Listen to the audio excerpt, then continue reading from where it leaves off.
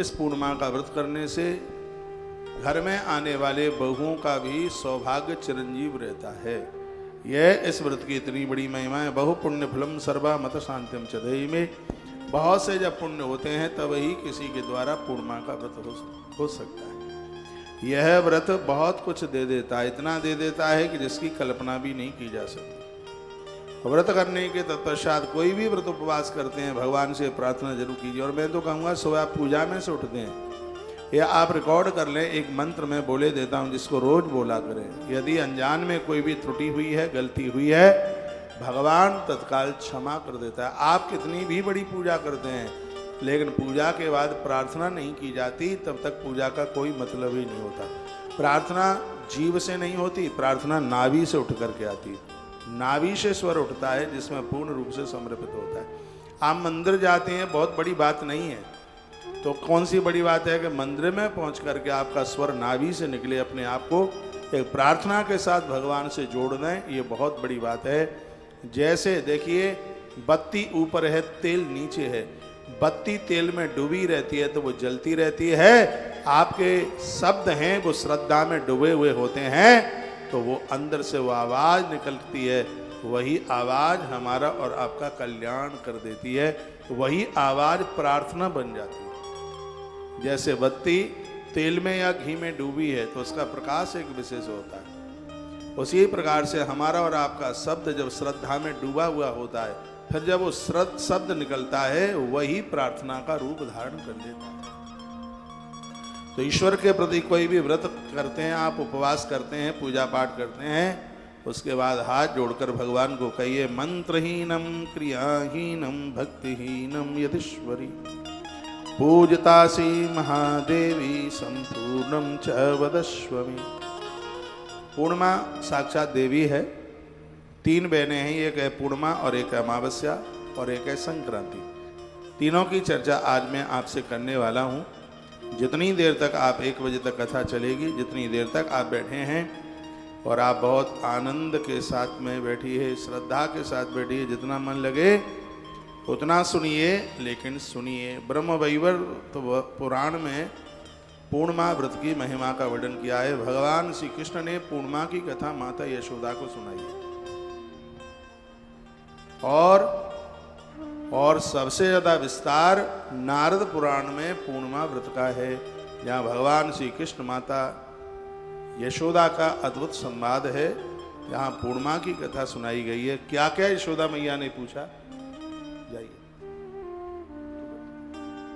तब भगवान श्री कृष्ण ने उस कथा को सुनाया, वही अब हम और आप यहाँ से चर्चा कर रहे हैं। 23 तारीख को पूर्णमासी चल करके आ रही है, यही 23 तारीख और बुध पूर्णिमा है। महात्मा बुध को भगवान का साक्षात्कार हो गया, साक्षात भगवतीय दर्शन हो गए। इतनी बड़ी महिमा उस पूर्णमासी को ही, पूर्णिमा के ही दिन उन्हें भगवत साक्षात्कार हुआ। पूर्णिमा के ही दिन भगवान व्यास धरती पर चल के आए और पूर्णिमा के दिन ही बजरंगबली हनुमंत लाल जी महाराज धरती पर आके प्रकट हुए। पूर्णिमा के दिन मेरे गुरुजी भी पूर्णिमा के दिन धरती पर आए हैं, कार्तिक पूर्णिमा। तो जो भी ये पूर्णिमा है वो पूर्णिमा अपने आप में बड़ी अद्भुत है। गुरु नानक देव भगवान भी पूर्णिमा को ही धरती पर चल करके आए। पूर्णमासी की बड़ी विशेषता है और जो पूर्णिमा का व्रत करता है उसके जीवन में सगरे कार्य पूर्ण ही हो जाते हैं। ऐसे आनंद की पूर्णिमा, और ये कथा हम आपको इसलिए सुना रहे हैं कि ये इस कथा को सुनकर के आप भी पूर्णमासी का व्रत करें। जो कुंवारी बेटियां कन्याएं पूर्णिमा का व्रत करती हैं उन्हें अच्छे घर और वर की प्राप्ति होती है। विवाह के तत्पश्चात हर नारी को, वैसे तो 32 पूर्णिमा की बात कही गई है, 32 नहीं कर पाते हैं तो 12 पूर्णिमा जरूर कीजिए, वैसे तो 32 कीजिए। विवाह के तत्पश्चात आप ससुराल में पहुंचे हैं तो अपने इस व्रत को मत छोड़िए। 32 पूर्णिमा उसकी महिमा में आपको बताऊंगा, निवेदन करूंगा। इससे नारी की मांग का सिंदूर छिन्न भिन्न नहीं हो सकता। पूर्णिमा के व्रत से स्पष्ट वर्णन है कि संतान की प्राप्ति और अटल सौभाग्य दोनों चीजें मिलती हैं। संतान भी मिलती है और मांग के सिंदूर की उम्र भी बढ़ती है। गर्भ में संतान समाप्त नहीं होती। यह पूर्णिमा की बहुत बड़ी महिमा है। मंदार माला कुलताल कायई, कपाल मालांकित शेखरायई, देव्यांबरायई च दिगंबरायई, नमः शिवायई च नमः शिवायई। इसमें देवी देवताओं को वंदन किया जाता है। माता पार्वती को भी भगवान शिव ने, भगवान शंकर ने पूर्णिमा की बड़ी महिमा का निवेदन किया गया है। भगवान शिव पार्वती के माथे के ऊपर चंदन थोपते हैं, पूर्णमासी की कथा सुनाते हैं, क्योंकि चंदन की महिमा है। पूर्णिमा के दिन चंदन का दान करने का भी बहुत बड़ा मातम है। पूर्णमासी के दिन शालग्राम भगवान का दान करने की बड़ी महिमा है। तुलसी की मालाओं की दान करने की बहुत बड़ी महिमा है। ये पूर्णिमा की महिमा है। पूर्णिमा के ही दिन भगवान श्री कृष्ण ने द्रौपदी के वस्त्र को बढ़ाया। उस दिन रक्षाबंधन वाली पूर्णिमा थी, जिसको श्रावणी पूर्णिमा कहते हैं। पूर्णिमा का ही वह दिन था, भगवान श्री कृष्ण द्रौपदी का चीर बढ़ाते हैं। तो पूर्णिमा के दिन वस्त्र दान की भी बड़ी महिमा। कोई भी आप दान करते हैं पूर्णमासी के दिन, पूर्णिमा के दिन गुरु दीक्षा की बड़ी महिमा है, मंत्र सुनने की बड़ी महिमा है। बच्चों का स्कूल में प्रवेश कराने का बहुत बड़ा मुहूर्त है, बहुत बड़ी महिमा है। पूर्णिमा के दिन सत्यनारायण भगवान की कथा सुनने की बड़ी महिमा है। पूर्णमासी के दिन केले के दान की बहुत बड़ी महिमा है। पूर्णमासी के दिन भूमि दान की बहुत बड़ी महिमा है। पूर्णिमा के दिन बच्चों के जन्म की बड़ी महिमा है। पूर्णमासी के दिन किसी के मृत्यु की भी बड़ी महिमा है। पूर्णमासी के दिन मंदिर में प्राण प्रतिष्ठा कराने की बड़ी महिमा है। पूर्णिमा के दिन मंदिर में घंटा दान कराने की बहुत बड़ी महिमा है। ये पूर्णिमा जिंदगी में सब कुछ पूर्ण कर देती है। पूर्णिमा के दिन रास पंचाध्यायी की कथा सुनने की बहुत बड़ी महिमा है। पूर्णमासी के दिन मोती पहनने की बहुत बड़ी महिमा है। पूर्णिमा का दिन, पूर्णमासी के दिन नदियों के पूजन की बहुत बड़ी महिमा है। पूर्णिमा के दिन नदियों को, सरताओं को चुनरी उड़ाने की बहुत बड़ी महिमा है। पूर्णमासी के दिन बच्चों का संबंध करने की बड़ी महिमा है। ऐसा कोई काम नहीं है, ऐसा कोई मुहूर्त नहीं है जो पूर्णिमा के दिन स्वतंत्र न हो, खुला है। पूर्णिमा इतनी अद्भुत है। हर प्रकार से शुभ कार्यों में पूर्णिमा को बहुत विशेष रूप से लिया गया है। पूर्णिमा के दिन राजा दुश्मन को जीतने के लिए अपनी फौज को विदा करता है। दुश्मन को जीतने के लिए पूर्णमासी का एक अद्भुत यह है, दिव्य यह दिन है, पूर्णिमा का दिन है। इसको बहुत अपने आप में विशेष माना गया है। तो आइए मैं पूर्णिमा की कथा आपको सुना रहा हूँ, जो भगवान श्री कृष्ण ने माता यशोदा को जो कथा सुनाई थी, वही निवेदन हम आपको कर रहे हैं। गंगायाम यद लव्य कोटि सूर्य ग्रहादिकाम। आप 1 करोड़ बार सूर्य ग्रहण के समय पर सूर्य भगवान की पूजा करके जो आप दान देते हैं, आप कई हजारों बार गंगा नहाकर जो पुण्य प्राप्त करते हैं, वही पुण्य आपको पूर्णिमा का व्रत करने से प्राप्त हो जाता है। अब आप विचार कर लीजिए कि पूर्णिमा की कितनी बड़ी महिमा हो सकती है। यदि पूर्णिमा 2 पड़ी, यदि एकादशी 2 पड़ी है, तो व्रत वाली एकादशी दूसरे दिन करनी चाहिए। और यदि पूर्णिमा 2 पड़ी हैं तो व्रत वाली पूर्णिमा पहले दिन करनी चाहिए, क्योंकि पूर्णिमा के दिन चंद्र दर्शन का महत्व होता है। हो सकता है दूसरे दिन पूर्णिमा पड़ी है, संध्या होते ही वो तिथि पूरी हो जाए, रात्रि में पूर्णिमा ना रहे, लेकिन पहले दिन पूर्णमासी आरंभ हुई है तो 100% रात्रि में उसमें चंद्र दर्शन जरूर होगा। इसलिए पहले तो ये बताइए, मेरी लैंग्वेज भाषा आपकी समझ में आ रही है? वैसे बहुत सहज रूप से ही मैं बोल रहा हूँ। मैं तो टीचर भी होता तो मेरा पढ़ाया हुआ बच्चा फेल नहीं होता। मेरी थ्योरी, मेरे सिद्धांत कुछ इस तरीके के हैं। तो यदि 2 पूर्णिमा पड़ती हैं तो व्रत वाली पूर्णिमा पहले ही दिन करनी चाहिए। कभी कभी एक ही पूर्णिमा होती है तो उस दिन व्रत वाली पूर्णिमा, दान पुण्य वाली पूर्णिमा सब एक ही दिन होती है। और इसके लिए हम हर बार आपको वीडियो भेजते हैं। आज मैंने 7 वीडियो रिकॉर्ड किए और 7 वीडियो हल्ला बोल है, एक से एक अद्भुत है। रोजाना यह वीडियो तुलसी तपोवन यूट्यूब चैनल और तमाम आश्रम के 5 यूट्यूब चैनल हैं, जिन पर जुड़ करके आपको इन सब का सौभाग्य प्राप्त होगा। आज हमने कदम के वृक्ष के ऊपर वीडियो, यह आपके पास 2 बजे पहुंचेगी तुलसी तपोवन यूट्यूब चैनल पर। भले ही आप 70-80 साल के, 100 साल के हो गए हों, आप कदम्ब का महत्व पहली बार आप सुनेंगे, आप हैरान हो जाएंगे सुन के कि कदम्ब के वृक्ष की इतनी बड़ी महिमा है। वो वीडियो आज हमने शास्त्रों में से, ग्रंथों में से खोज करके ये वीडियो आपके पास भेज दिया। आइए, द्वापर युग की बात थी। एक बार मैया यशोदा ने भगवान कृष्ण को कहा, हे कृष्ण, कृष्ण कृष्ण महाभाग, हे पुत्र, सब लोग तुम्हें ईश्वर के नाम से जानते हैं, परमात्मा के नाम से जानते हैं। तुम संपूर्ण विश्व के उत्पादक हो। विश्वोत्पत्त्यादि हेतवे, भागवत में श्लोक आता है। मैया कहती है तुमसे ही विश्व का जन्म होता है, तुमसे ही पालन और तुमसे ही उद्धार होता है। मैया यशोदा अपने पुत्र कृष्ण को कहने लगी, मुझे कोई एक ऐसा व्रत बता दो जो सभी मनोरथों को पूरा कर देने वाला हो, जैसे एक ही व्रत के करने से संपूर्ण मनोरथ पूरे हो जाएं, ऐसा कोई व्रत आप हमें बता दीजिए। यशोदा मैया ने अपने पुत्र कृष्ण को ये बात कही। तो भगवान श्री कृष्ण कहते हैं कि हे माता, हे मैया, तुम ज्योति सर्वदेवानां तेजसां तेज उत्तम, जिस परमात्मा में संपूर्ण तेज छिपे हुए हैं, सब ज्योति उसके अंदर समाहित है, इस धरती को हे मैया वही ईश्वर चला रहा है, वही परमात्मा चला रहा है। और वो कौन है? जो संसार के कण कण में जिसकी व्यापकता है, इसलिए उसका नाम नारायण है। भगवान कहते हैं उसका नाम हे माता नारायण है, और उसी नारायण से संबंधित एक व्रत है। उस व्रत की महिमा हे माँ मैं तुमसे कहने के लिए जा रहा हूँ। सौभाग्य की प्राप्ति के लिए मैं तुम्हें एक व्रत बताने के लिए जा रहा हूँ। हे मैया, उस व्रत का नाम है पूर्णिमा व्रत। तिथियों में इसको गिनती में 15 में लिया जाता है, अमावस्या को 30 में लिया जाता है। जैसे पड़वा को 1 में लिया जाता है, पंचमी को 5 में लिया जाता है, एकादशी को 11 में लिया जाता है, अमावस्या को 30 में लिया जाता है और पूर्णिमा को 15 में लिया जाता है। तिथियों में पूर्णिमा की गिनती 15 में आती है।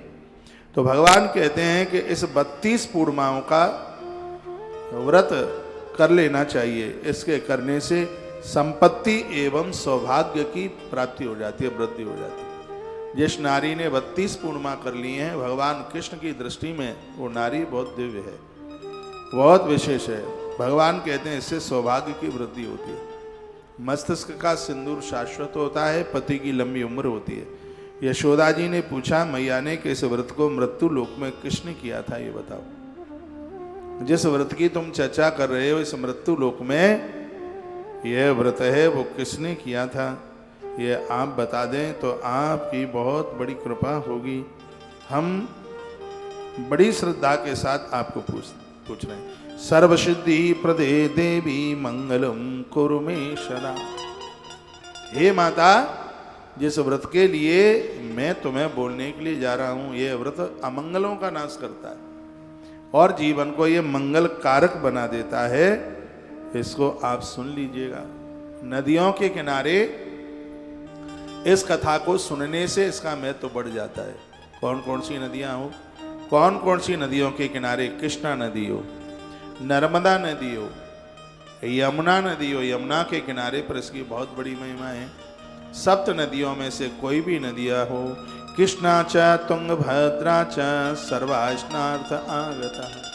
सभी नदियों में देवता स्नान करने के लिए आते हैं। नदियां बहुत महत्वपूर्ण हैं, इसलिए नदी के किनारे पर कोई भी आप अनुष्ठान करते हैं, नदी के किनारे पर कोई भी आप व्रत करते हैं, कोई भी आप कथा सुनते हैं, संपूर्ण रूप से वो फलदायी हो जाती है। कोई भी नदी है तो नदी के किनारे पर है मैया, बहुत बड़ी महिमा है इसकी, बहुत बड़ी महिमा है। और आनंद की बात यह है कि जो भी तुम मांगोगे भगवान से, इस व्रत को करने से वही मिल जाएगा। लोकानाम तुष्ट करती च मुक्तदा च सदा। यदि किसी को मुक्ति चाहिए तो उसे मुक्ति भी मिल जाएगी। वांछितम देहि मे नित्यम दुर्गम च विनाशया। और इतना ही नहीं, दुर्गति का नाश हो जाता है, दुर्गुणों का नाश हो जाता है। मैं कहना चाहूँगा जिसके घर में पति या पुत्र अपने रास्ते से भटक गए हैं, उस परिवार को संभालने के लिए उस घर की नारी वर्ग को 32 पूर्णिमा का व्रत करना ही चाहिए। भगवान श्री कृष्ण की बड़ी अद्भुत वाणी है। ये वो कृष्ण कथा सुना रहे हैं मैया को जिस कृष्ण ने गीता अर्जुन को सुनाई। जिसकी गीता इतनी अद्भुत है तो उसके द्वारा बताई गई पूर्णिमा की कथा कितनी अद्भुत होगी। और इतना ही नहीं, भगवान श्री कृष्ण ने धर्मराज युधिष्ठिर को 26 एकादशियों की कथा और सुनाई। ये भगवान गोविंद की वाणी है, भगवान श्री कृष्ण की जो अद्भुत वाणी है, और उसी को मैं आपके बीच में परोस रहा हूँ। और मुझे विश्वास है इस कथा को सुन करके आप बहुत आनंदित मग्न होंगे। एक बार जयकारा लगाइए, बोल भक्त वत्सल भगवान की जय हो, श्री हनुमंत बलवंत महाराज की जय हो, आज के आनंद की जय हो। भगवान कृष्ण ने कहा कि हे मैया, धरती पर एक कातिका नाम की नगरी में एक राजा था जिसका नाम था चंद्रहास नाम का राजा था, राज्य करता था। उसके राज्य में सभी प्रजा बहुत ज़्यादा प्रसन्न थी। राजा वही है जो राजा अपनी प्रजा को अपनी पुत्र अपनी संतान की तरह समझे। नहीं तो प्रभु राम कहते हैं, लक्ष्मण, जो प्रजा को दुखित रखता है ऐसा राजा अवश्यमेव नरक का अधिकारी होता है। जो राजा अपनी प्रजा को पुत्रवत नहीं समझ पाता, लक्ष्मण को राम कहते हैं, वो राजा अवश्यमेव वो नरक का अधिकारी होता है। तो भगवान श्री कृष्ण कहते हैं कि वो राजा सभी प्रजा को अपनी संतानवत रखता था। उसी नगर में एक धनेश्वर नाम का ब्राह्मण रहता था, बड़ा भगवान का परम भक्त था। इस ब्राह्मण का नाम था धनेश्वर। उसकी पत्नी बहुत सुंदर थी, रूपवती थी, बहुत ही सुशीला थी। उस ब्राह्मण को कोई संतान न रहने की वजह से वह ब्राह्मण बहुत ज़्यादा दुखी रहता था, बहुत परेशान रहता था कि मेरे कोई संतान नहीं है, बस इसी में बहुत ज़्यादा परेशान होता था। एक बार उस नगर में एक तपस्वी महात्मा आ गए, और जहाँ साधु आएगा वहाँ अद्भुत होगा, विशेष होगा। जिसके घर में आवे, मोहल्ले में आवे, परिवार में आवे, संत का आगमन हमेशा शुभ ही शुभ होता है। ये धरती पर ऐसे बहुत परिवार हुए हैं जिनको औलाद नहीं थी, संतों के आगमन से उनके घर में संतानें हुई। इसलिए कहा गया है, संत दरस जेमी पातक डरे। महापुरुषों के दर्शन मात्र से पाप जल जाता है। होना चाहिए संत, जिसके संस्कारों का कभी अंत नहीं होता उसी को संत कहते हैं। जिसकी साधना में अनंतता है, अनंत दृष्टि है जिनकी, वही तो संत। मेरे गुरुजी 4 पंक्तियां बड़ी सुंदर कहते हैं, प्रेम हमारी साधना है, प्रेम हमारा पंथ है, और जो भरा है प्रेम से बस वही हमारा संत है। मनुष्यों की बात छोड़िए, विषैले जीव जंतु भी महात्माओं से प्रेम करते हैं, गुरुजनों से प्रेम करते हैं। जीव जंतु भी उनका टेंशन नहीं करते। कथा भागवत जी में आती है कि महात्मा करदम जिस स्थान पर तपस्या करते हैं, सैकड़ों सांप, बिच्छू, कांतर उनकी देह से लपटते हैं, उनके शरीर से लिपटे रहते हैं। मनु जी महाराज जब अपनी बेटी को विवाह के लिए वर खोजने के लिए गए थे तो देख करके हैरान हो गए। साधु किसी का बुरा करता नहीं है, तो प्रकृति कभी भी साधु को किसी भी प्रकार का कोई नुकसान नहीं पहुंचाती। संत वह है जिसने क्रोध को जीत लिया, काम को जीत लिया, लोभ को जीत लिया। अरे साधु तो ऐसा जीवन जिए, कम से कम उसके पास बैठने पर ये पता तो लग जाए कि दुनिया के लोगों में और इनमें ये अंतर है। तो मैं देख करके और फिर दुनियादारी ही नजर आवे तो फिर काय के संत हो। पता तो लगे कि हम में और इनमें ये अंतर है। हम इसके बिना नहीं रह सकते, ये सबके बिना रह सकते हैं। जैसे कोई भी भोग की जरूरत नहीं है, संसार में वो तृप्त हैं, दुनियादारी से जो तृप्त है वही तो साधु है। मनन करता हुआ जीवन जीता है, चिंतन करता हुआ जिंदगी जीता है, उसके जीवन में चिंताएं होती ही नहीं है, वो तो चिंतन से भरा हुआ होता है। आप ग्रस्त में भी रह रहे होंगे तो भी आप संत हैं। जो साधना के साथ जुड़ा है वो साधु है, वह मनन करता है, शोध करता है, शोध संधान करता है, मनीषी है। ऐसे महापुरुषों की शरण में जो पहुंचता है उसका कल्याण होता है। तो भगवान श्री कृष्ण कहते हैं, माता, उस नगर में उस ब्राह्मण के घर एक दिन एक साधु का आगमन हो गया। महात्मा जी उस ब्राह्मण के घर में आए। उन ब्राह्मण को कोई संतान तो थी नहीं, दुखी रहते थे। तपस्वी महात्माओं का आना हुआ। वहां उस ब्राह्मण के घर के अतिरिक्त सभी घरों से भिक्षा लेकर वो निवास करने लगा। वो सभी घरों में से भिक्षा लेता था, लेकिन इस ब्राह्मण के घर से उस साधु ने कभी भिक्षा नहीं ली, इस घर का पानी भी नहीं पिया। कारण क्या था ये तो अभी आप कथा में आप सुनेंगे। लेकिन इस घर की वो भिक्षा लेने को बिल्कुल तैयार नहीं था। इन सब बातों की जानकारी धनेश्वर नाम के ब्राह्मण को मिली। कहा कि सबके यहाँ से भिक्षा लेता है, लेकिन मेरे घर की भिक्षा नहीं लेता। अपना अपमान समझकर वह उस तपस्वी के पास गया, चरणों में वंदन प्रणाम किया और कहने लगा, हे गुरुदेव, हे महात्मन, मैं आपकी शरण में आया हूँ और मैं दुखित हूँ। आप सभी के घरों से भिक्षा लेते हैं, किंतु आप मेरे घर से भिक्षा क्यों नहीं लेते? इसका कारण हमें बता दीजिए, इसका कारण हम आपसे पूछना चाहते हैं। तब उस योगी ने तब उस महात्मा ने बड़ा अच्छा सा जवाब दिया और कहा कि हम तुम्हारे घर से भिक्षा लेते नहीं हैं। अरे कोई कारण तो होगा, क्यों नहीं लेते हैं? तो उन्होंने कह दिया कि तुम्हारे पास में कोई संतान नहीं है, तुम निसंतान वाले हो, तुम संतानहीन हो, इसलिए मैं आपके घर से, तुम्हारे घर से मैं भिक्षा लेता नहीं। योगी की बात से धनेश्वर अत्यंत दुखी हो गए। लेकिन इस कथा को सुनकर किसी को ये न लगे कि जिसके घर में संतान नहीं है तो उसका अन्न अपवित्र हो गया है, ऐसा नहीं है। पूरी कथा को सुनिए, तब इसका अर्थ समझ में आ पाएगा। वह धनेश्वर नाम का ब्राह्मण उस महात्मा के चरणों में गिर पड़ा और कहा, हे महाराज, आप सर्वज्ञ हैं, आप कृपा कर देंगे तो भगवान भले ही मुझे पुत्र न दे पावे, लेकिन आपकी कृपा हो जाए तो मुझे पुत्र की बिल्कुल प्राप्ति हो जाएगी। बिल्कुल ऐसा ही है। जिस काम को नहीं कर पाता परमात्मा, उसे जो कर देता है वही तो है महात्मा। एक बार पति और पत्नी बाबा तुलसी के पास आए। संतान थी नहीं, बाबा गोस्वामी जी से उन्होंने संतान की प्रार्थना की।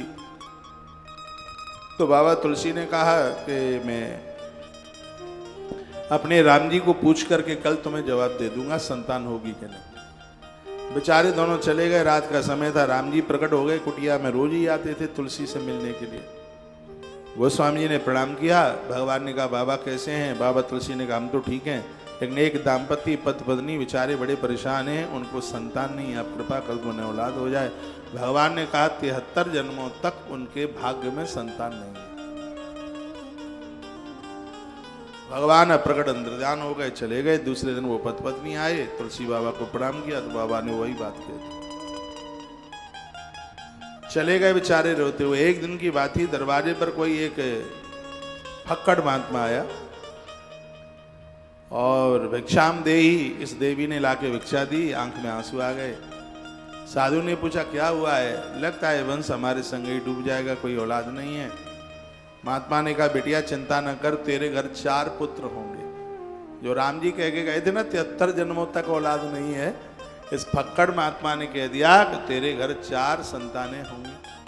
और समय आने पर उस देवी के घर में 4 बच्चे हो गए। जिसको 73 जन्मों तक संतान का योग नहीं था, उसके घर में 4 बच्चे हो गए।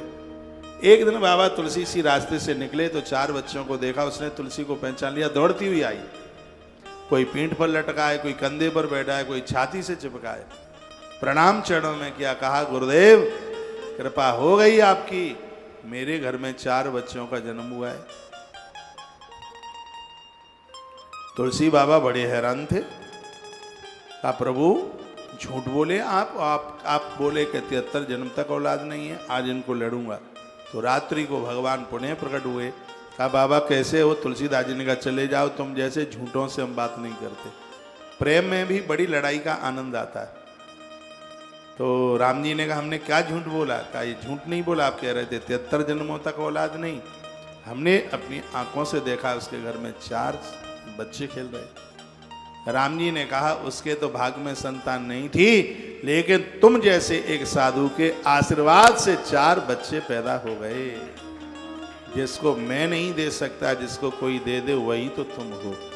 तुम होने का मतलब यानी वही संत है, वही महापुरुष है। इसको सीधी भाषा में समझ लें।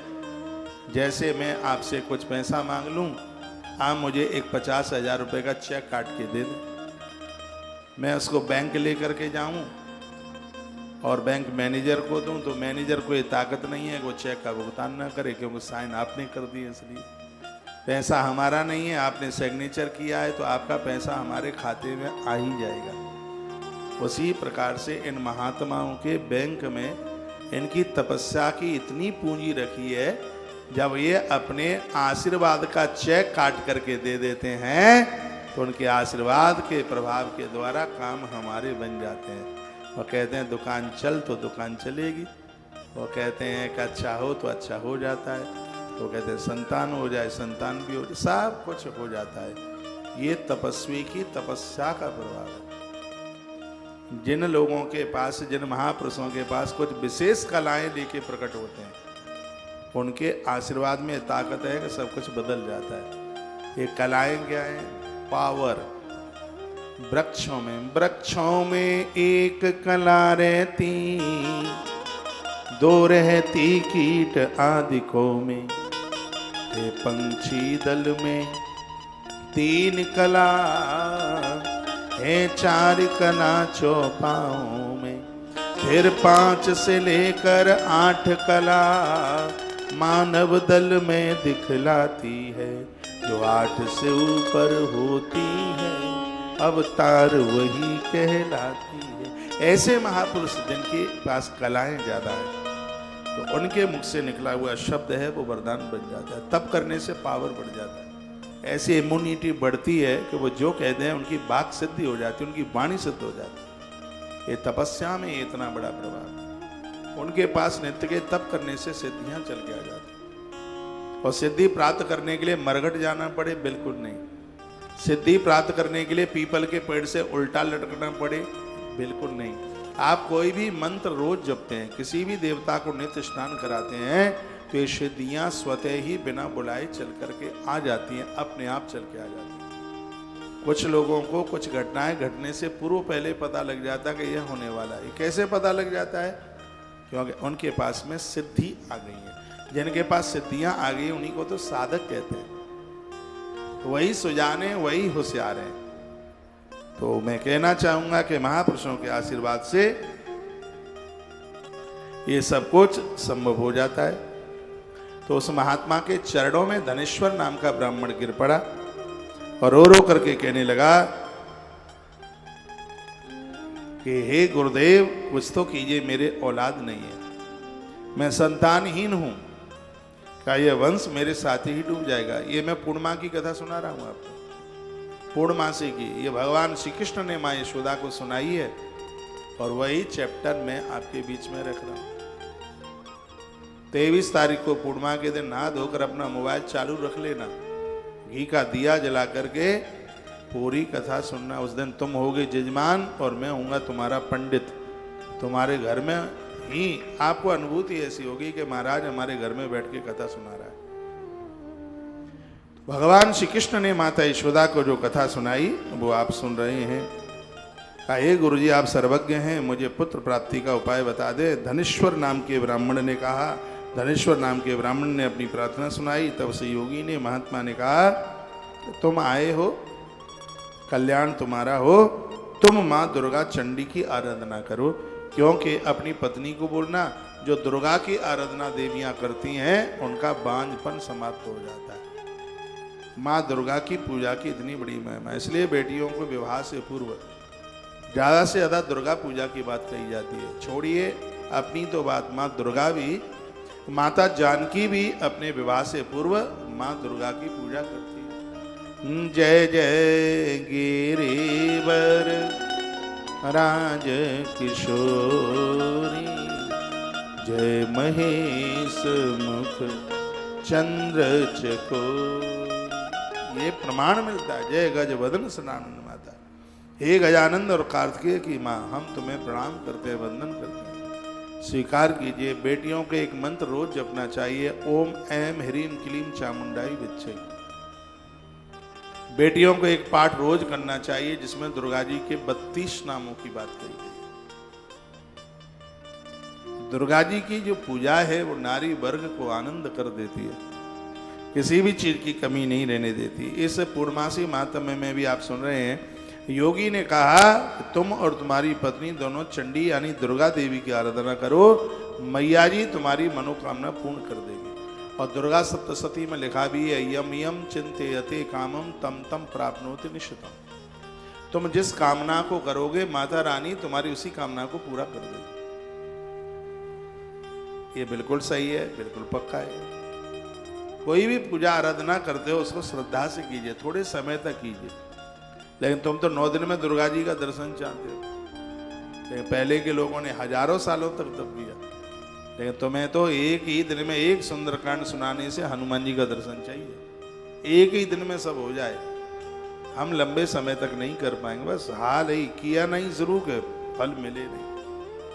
खेत में बीज डालने से ही फसल नहीं हो जाती, पहले धरती में डाला गया बीज अपने आप को खत्म करता है, तब पेड़ निकलता है, तब उसके ऊपर फूल पत्तियां फल आते हैं।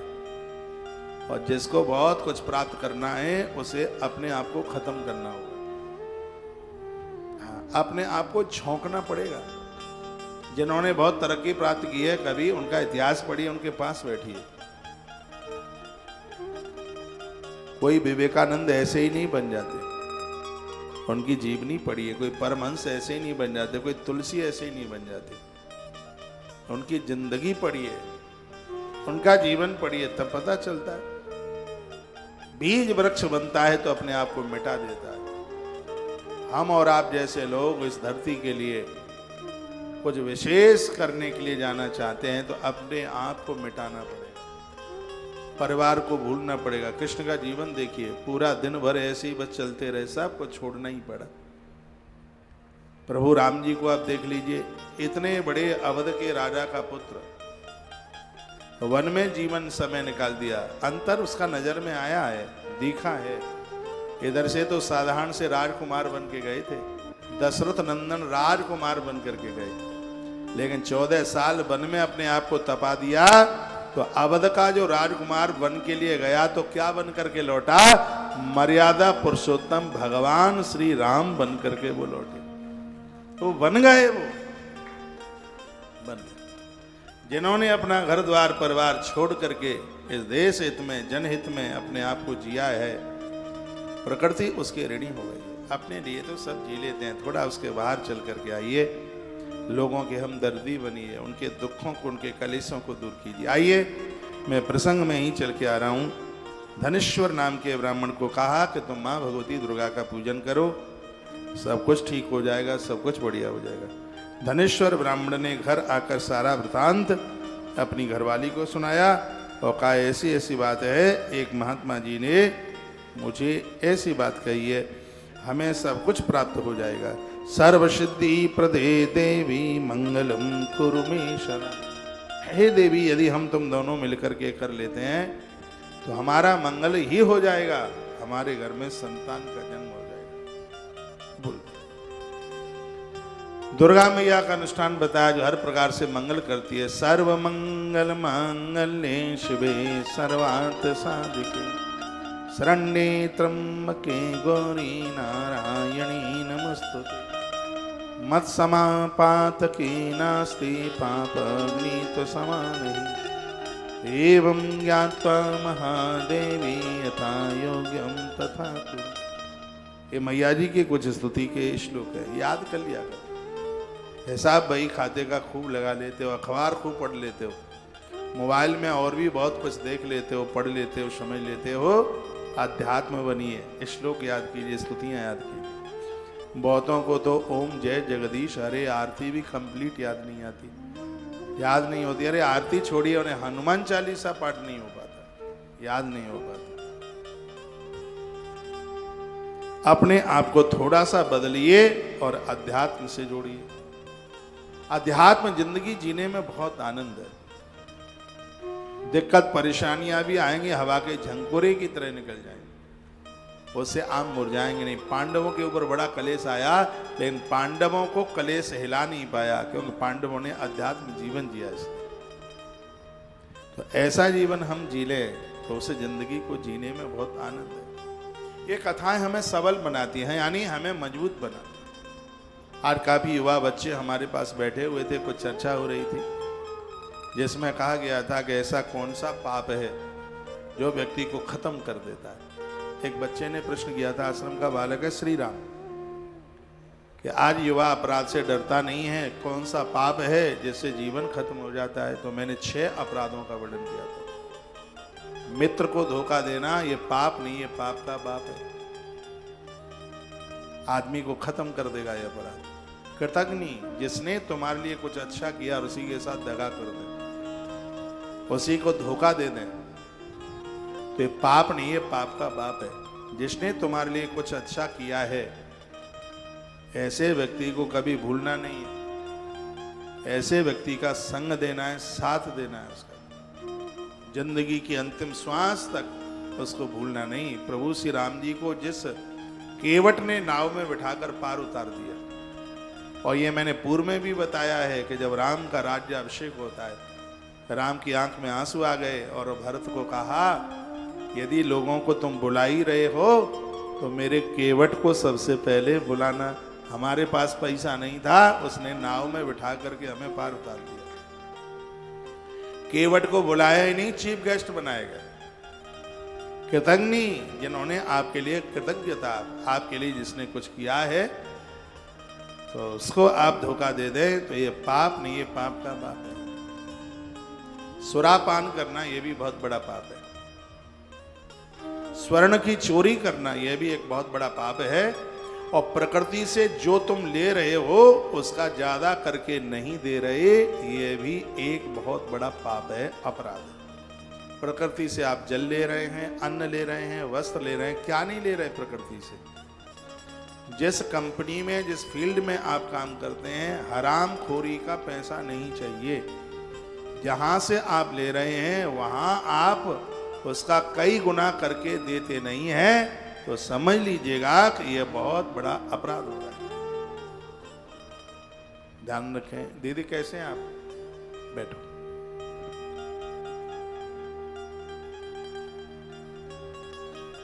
बोलिए बांके बिहारी लाल की, श्री हनुमान जी महाराज की जय। जय श्री राधे श्याम।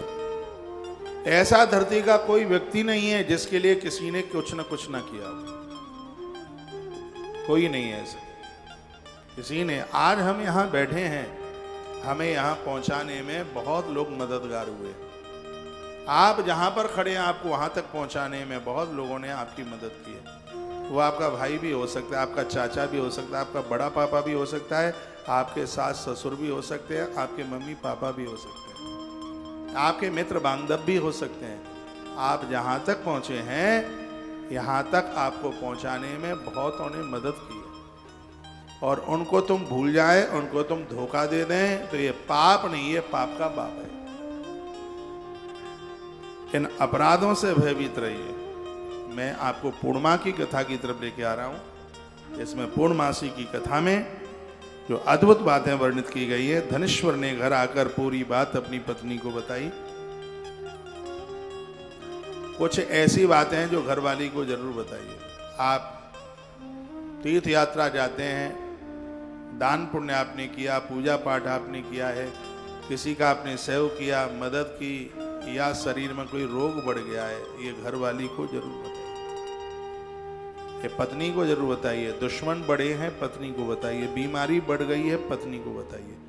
और घाटा बढ़ गया है तो भी पत्नी को बताइए। किसी का ऋण है और आपसे ऋण मुक्ति हो नहीं पा रही है, ये घरवाली को जरूर बताइए। वह उसका समाधान ही नहीं करेगी, आपकी बॉडी में, शरीर में संचार भर देगी, आपको एक ताकत दे देगी। वो इतनी भली है, इतनी सीधी है, अपने पिता को बोलेगी, भाई को बोलेगी, कहीं न कहीं से वह आपकी मददगार बनेगी। इसलिए वो आपकी सहयोगिनी है। मुझसे सैकड़ों नाम नारी के आते हैं, उसमें एक नाम है सहयोगिनी, जो कि पति का, पुत्रों का हमेशा सहयोग करती है। सहयोगिनी पत्नी की संचरी है, सहचरी है वह अपने पति की। तो उसको आप यह बताइए। राजा हरिश्चंद्र एक संकल्प करके आ गए, उसमें सब राजपाट सब चला गया। उन्होंने वह अपनी पत्नी को बताया। पत्नी ने कहा, आप चिंता क्यों करते हैं? देवी भागवत में कथा थी। तारा, आंख में आंसू थे, कहा आप रोइए मत। आपकी परछाई आपका संग छोड़ सकती है, लेकिन आपका तारा आपका संग नहीं छोड़ेगी। इसका दूसरा नाम था सैप्या। और पति के उस संकल्प को पूरा करने के लिए इस नारी ने अपने पुत्र को बेच दिया। अपने आप का विक्रय कर दिया। एक ब्राह्मण के घर में उसने चाकरी करी और पति के संकल्प में उसने पूर्ति। आप जानते हैं मां दुर्गा प्रकट हुई थी शमशान घाट में। जिस समय बच्चा सांप ने डस लिया था, रोहित, लंबी कथा है, पूरा व्याख्यान नहीं कर पाऊंगा। जब वो लेकर के अपनी गोद में लेकर के पहुंची तो बच्चे को ढकने के लिए कफन चाहिए था। तो उसने अपना साड़ी का छोर फाड़ करके बच्चे को उस कपड़े में उसने लिपेटा। और उस समय शमशान घाट पर हरिश्चंद्र नौकरी कर रहे थे, जिसमें वो कुछ कपड़ा लेते हैं, कुछ भुना हुआ चना लेते हैं। तारा पहुंची, हरिश्चंद्र ने रोक दिया, कहा कौन है तू? मैं अंतिम संस्कार नहीं होने दूंगा। यहां अंतिम संस्कार उसका होता है जो मेरे मालिक के लिए सत्तू देता है, चना देता है और कपड़े का टुकड़ा देता है। तो उस समय उस सेब्या ने एक बात कही थी, मैं तुम्हारी पत्नी हूं, तारा सेब्या हूं मैं, आप मेरे पति हैं, आपके पुत्र की मृत्यु हो गई है। रोहित की सांप ने इसको डस लिया। आंख में आंसू थे। हरिश्चंद्र की श्वास ऊपर चढ़ गई, आंख में आंसू आ गए। उन्होंने कहा तारा, धरती पर जो लोग आए हैं उनको एक न एक दिन तो मरना ही पड़ा है। जिसने अपने धर्म को नहीं छोड़ा, ऐसे लोग मरने के बाद भी जिंदे रहते हैं। तू मेरी पत्नी बाद में है, ये पुत्र मेरा बाद में है, मेरा धर्म मेरे लिए पहले है। मेरा धर्म कहता है कि तुझसे बिना लिए बच्चे की अर्थी में आग नहीं लगने दूंगा, तो नहीं लगने दूंगा। हरिश्चंद्र बोले, इतनी बड़ी विपत्ति में कितनी बड़ी बात उन्होंने कही। माइक खोलिए। विश्वामित्र जी अपनी लीला कर रहे थे और उन्होंने उस समय जो उसका मालिक था, शमशान का मालिक था, उसको कहा कि तुम्हारे क्षेत्र में एक डायन आ गई है और अपने उस हरिया को बोलो कि वो तलवार लेकर उसके टुकड़े टुकड़े कर दे। और जब वो आया वो व्यक्ति, तो उसने हरिश्चंद्र को कहा कि काली पट्टी आंख से बांध करके इस डायन की गले के ऊपर तुझे आघात करना होगा। आंख में पट्टी बांध दी गई और जैसे ही हरिश्चंद्र प्रहार करने को तैयार हुए, मां दुर्गा भगवती सभी देवताओं के सहित उसी जगह पर प्रकट हो गई। काशी की घटना थी। तालियां तो अब बजाना ही मत। पीछे से भगवान नारायण ने तलवार पकड़ ली, मां अष्टभुजा रूप से वहां प्रकट हुई थी। बात तो बड़ी लंबी है, मैं यही इतना सा ही कह पाऊंगा का हे देवी, तूने अपने पति के लिए अपना जीवन जिया है, तू मेरी बेटी है, मैं तेरे ऊपर इतनी प्रसन्न हूं। जो मेरा जगराता कराएगा, कालिका पुराण में आता है, जो मेरा जगराता कराएगा उसमें तारा देवी की कथा जरूर सुनी जाएगी, तब ही मुझे प्रसन्नता मिलेगी। एक नारी अपने पति का संग देती है, उस नारी के लिए इससे बड़ा और कौन सा धर्म हो सकता है। 100 बार लड़ाई हो जावे, बोलचाल बंद मत कीजिए। मैंने बहुत बार बोला है, जो आपको पति से मिलेगा वो आपको कहीं से नहीं मिलेगा। टीवी पर ये भंडारे की तस्वीरें आप देख रहे हैं, द्वादशी भंडारा टेलीविजन पर आज की अभी की इसी समय की ये तस्वीरें हैं। और आज की कथा को हमने द्वादशी भंडारे के साथ ही उसको आरंभ किया है। आज की पूरी कथा सुनने के लायक जो लोग पीछे से भी जुड़े हैं चैनल से, कथा के बाद में भी एक बार इस पूरी कथा को आप सुन लीजिएगा। यूट्यूब चैनल पर टीवी पर जुड़ने वाले लोगों को आपके मैसेज मैं पढ़ लेता हूँ, आप बड़े अच्छे अच्छे मैसेज भेज रहे हैं और मुझे विश्वास है कि यहाँ से कही गई कथा जरूर आपकी समझ में आ रही होगी। धनेश्वर ने अपनी पत्नी को पूरा वृत्तांत सुनाया। स्वयं तप के लिए वो वन के लिए चले गए। वन में उपवास पूर्वक उन्होंने माँ दुर्गा की आराधना की। बियाबान जंगल में माँ भगवती का मंदिर था। 15 दिन पूरे हो गए थे।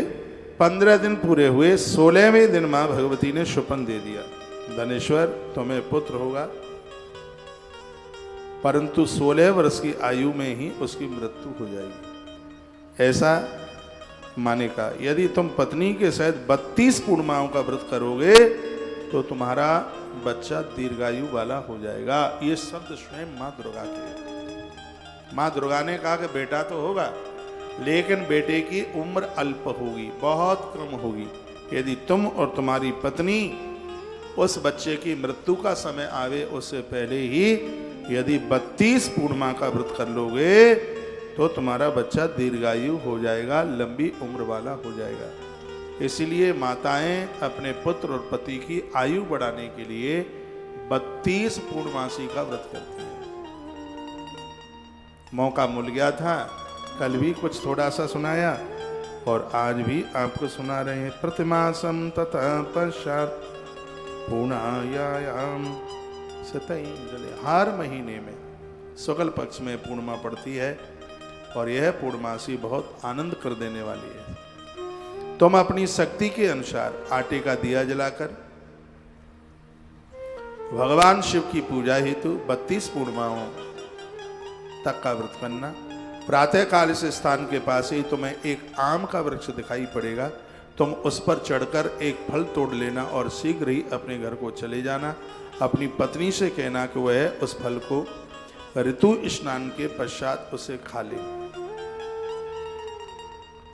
प्रसाद में सबसे श्रेष्ठ फल ही होता है। दे कुछ भी दो, मिठाई दे दो और चाहे सो दे दो, लेकिन प्रसाद में फल का प्रसाद ही सर्वश्रेष्ठ माना। और नारी की संतान के लिए तो यह बड़ा विशेष है फल। कहा ऐसा करने से भगवान प्रसन्न होंगे और तुम्हारी पत्नी गर्भवती हो जाएगी उस फल के खाने से। इतना कहकर मां देवी अंतर्ध्यान हो गई। प्रातःकाल उठने पर ब्राह्मण ने निकट में ही एक आम का पेड़ देखा। उस पेड़ में आम के अत्यंत सुंदर फल लगे हुए थे। ब्राह्मण ने उस वृक्ष पर चढ़ने का प्रयास किया परंतु वह सफल नहीं हो सका। अंत में वह गणेश जी की स्तुति करने लगा और उन्होंने गणेश जी को प्रार्थना करी। गजाननम भूत गणादिसेवितम कपित्थ जम्बू फल चारु भक्षणम उमा सुतम शोक विनाशकारकम नमामि विघ्नेश्वर पाद पंकजम। भगवान गणेश की स्तुति करी, हे विघ्न विनाशक, आप मुझ में इतनी शक्ति दो कि मैं अपना मनोरथ सिद्ध कर सकूं। गणेश जी की कृपा से वह पेड़ पर चढ़ गया। उसने उस वृक्ष पर एक सुंदर फल देखा और उसी ही वरदानी समझ करके उस फल को उसने तोड़ लिया। घर लौटकर उसने अपनी पत्नी को वह फल खिलाया।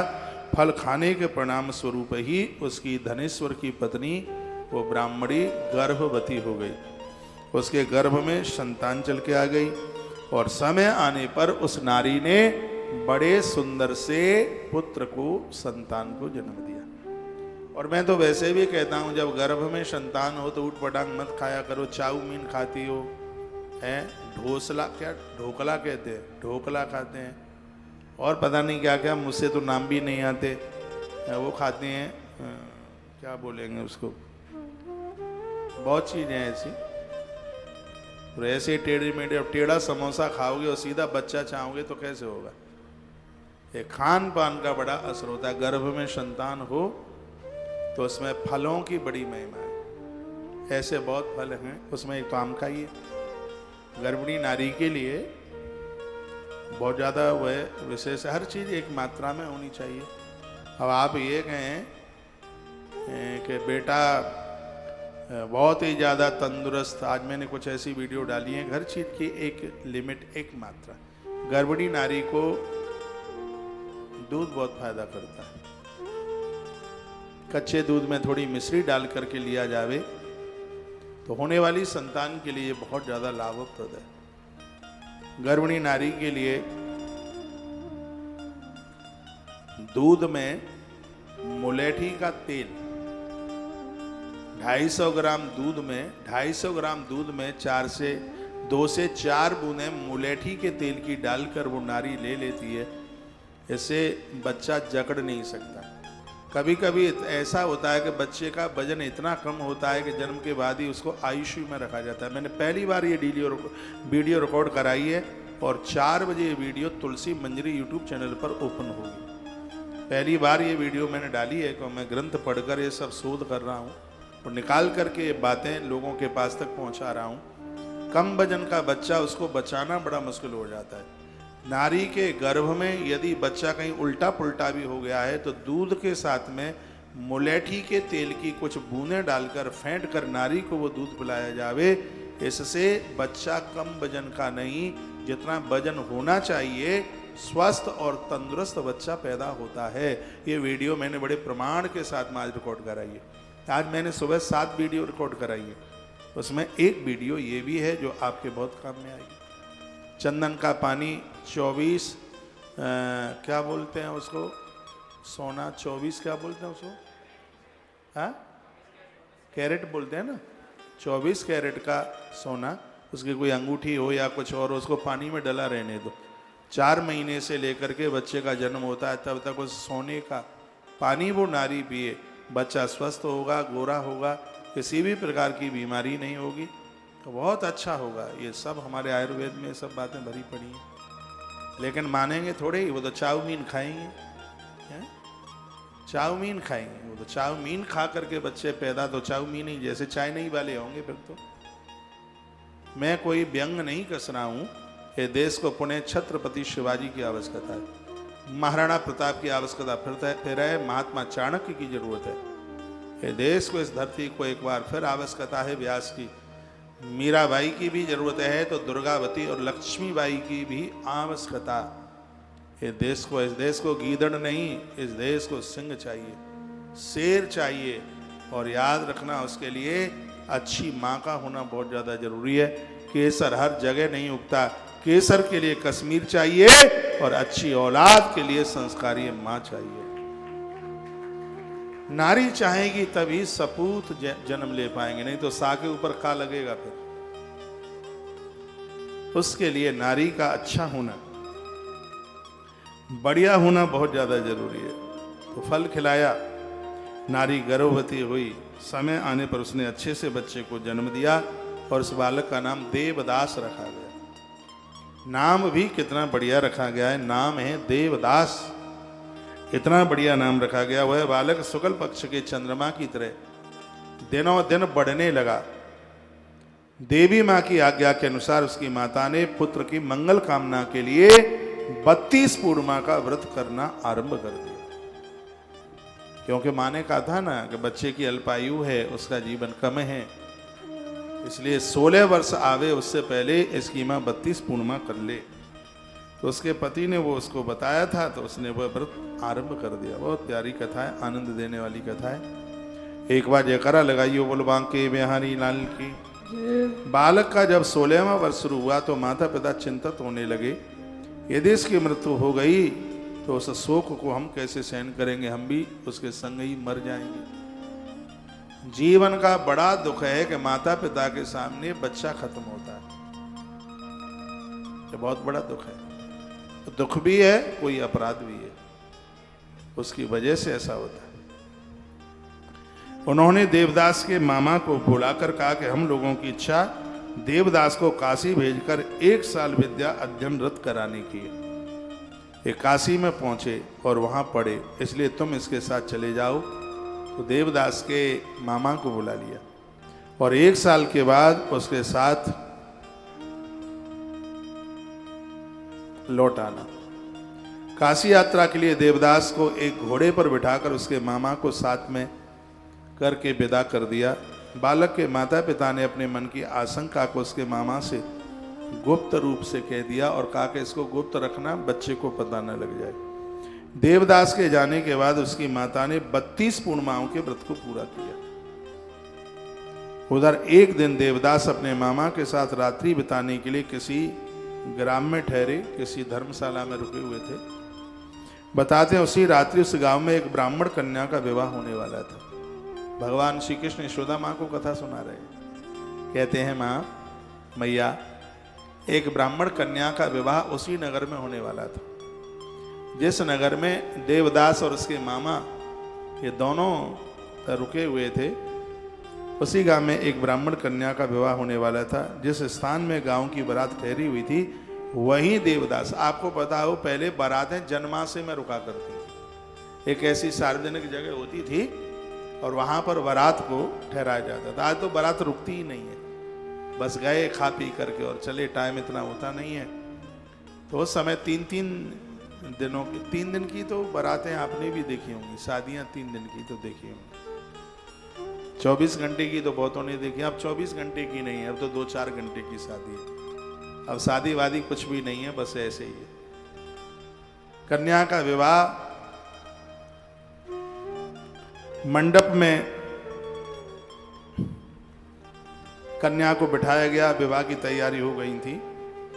कन्या के विवाह मंडप में ही वर को अचानक धनुवती नाम का एक रोग होता है और उसका आक्रमण उसके ऊपर हो गया। वर के पिता ने परस्पर में विचार किया कि मैं क्यों न विवाह देवदास के साथ करा दूं। अचानक वो बच्चे को ऐसी कोई दिक्कत हुई, वो ज्यादा बीमार हो गया, आगे का वैवाहिक कार्य अपने पुत्र के साथ संपन्न करा देंगे। तो यदि अभी से भेद कन्या पक्ष में खुल जाएगा तो बारात वापस लौट जाएगी, इसके लिए कुछ करना चाहिए, ऐसा मन में विचार किया। तो ऐसा सोचकर वर का पिता देवदास के मामा से बोला, जो बच्चा बीमार हो गया था, दूल्हा बन के आया था, वहीं जन्माष्टमी में रुके थे, तो वो अचानक बीमार हो गया। तो देवदास के मामा को वो लड़के वाला पापा बोला, पिता बोला, आप अपने भांजे को थोड़ी देर के लिए मुझे दे दो, ये बोला, क्योंकि विवाह कृत संपन्न हो जाने पर मैं तुम्हें इस बच्चे को लौटा दूंगा, नहीं तो ये बारात वापस हो जाएगी। उत्तर में मामा ने कहा कि कन्यादान आदि में जो द्रव्य मिलेगा उसका अधिकारी मैं ही होऊंगा। मामा बड़ा चतुरा था, दुर्योधन के मामा जैसा हो सकता है रहा हो। कहता है कि जो भी पैसा मिलेगा वो सब मेरा होगा, देख ले, दूल्हा तो बना दूंगा मैं अपने भांजे को, लेकिन जितना रुपया पैसा है वो सब हमारा होगा। तो ये कह दिया।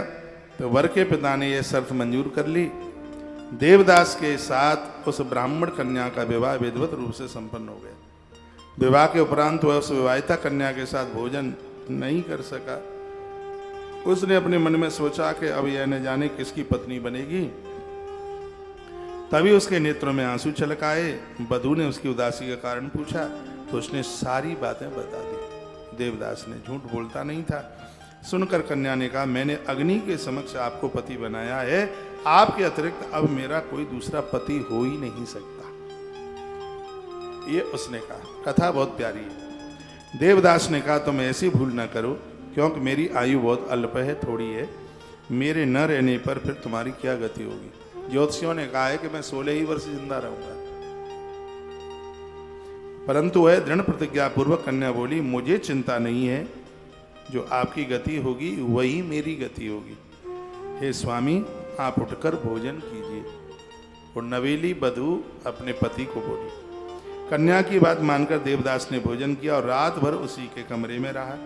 प्रातः काल देवदास ने 3 नगों से निर्मित एक अंगूठी और रूमाल अपनी पत्नी को दे दिया सुबह, और उससे कहा कि इसे तुम मेरी निशानी जानकर अपने पास रखना, और मेरे जीवन मरण का हाल जानने के लिए तुम एक पुष्प वाटिका बनाओ, उसमें सुगंधित नवमल्लिका के वृक्ष लगाकर प्रतिदिन उनका सिंचन करो। जिस दिन मेरा शरीर अंत होगा उस दिन ये फूल सूख जाएंगे। देवदास ने ऐसा कहा। पुष्पों के हरे भरे होने पर जीवन का प्रतीक समझना चाहिए कि मैं जिंदा हूं।